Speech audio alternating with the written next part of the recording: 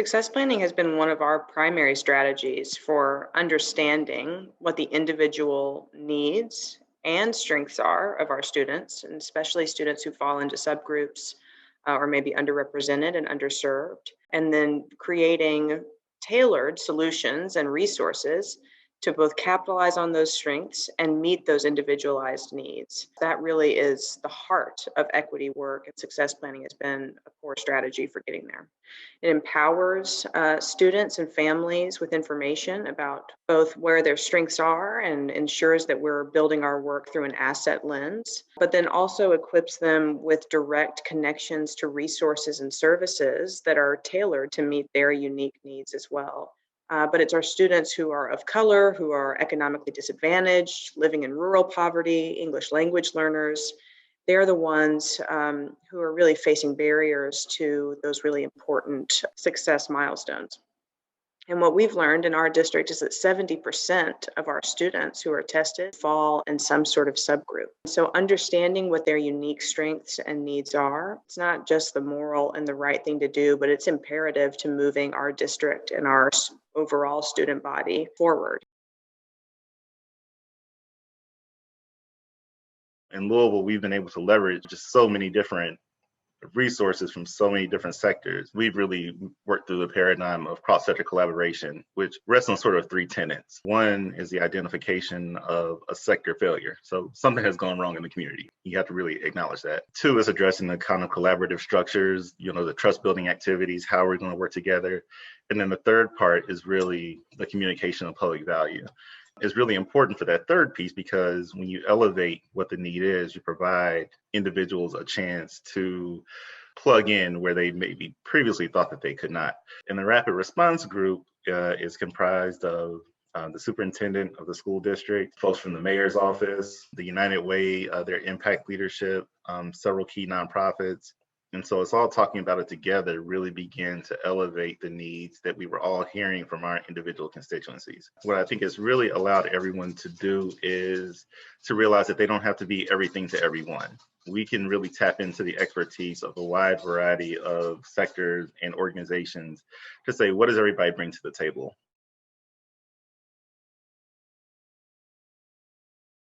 I got into this profession because I wanted to make a real difference in children's lives.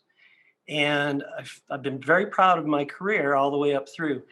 But this ISSP thing really, to me, has taken it to a different level. It's made me an even more impactful teacher. I've heard from kids, students, that they say how helpful it's been. And wow, I feel more confident as I'm about to head off to high school. And at the junior high level, we also really are trying to kind of train them to be assertive and speak up for themselves. And so we do a lot of discussion around that as well. Having gone through this process now for a couple of years, it feels like a collaboration with the student, like a teamwork thing. We're working together. When I actually get to sit down with them and have that back and forth, you really get to know them as a person, as a student, and really just what makes them tick so that you can, provide everything they need as best as you can. I'm seeing kids growing as learners. They are taking more ownership for themselves, and they look at us teachers not as the authority and that sort of thing, but hey, we're going to work on this together, and I'm going to grow with you. It's just such an empowering thing to see.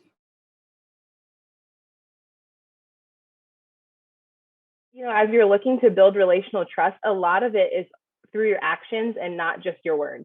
Some of these families I've known that are in fourth grade since they were in kindergarten. And so a lot of my supports for them have happened over the years through different situations, different stressors. And so in my support and my follow through, that trust has been built. The COS team really comes together as a community of leaders who say, okay, with all these touch points and relationships that we know to have with the student, how can we come together creatively to make sure that their needs are lifted up and supported?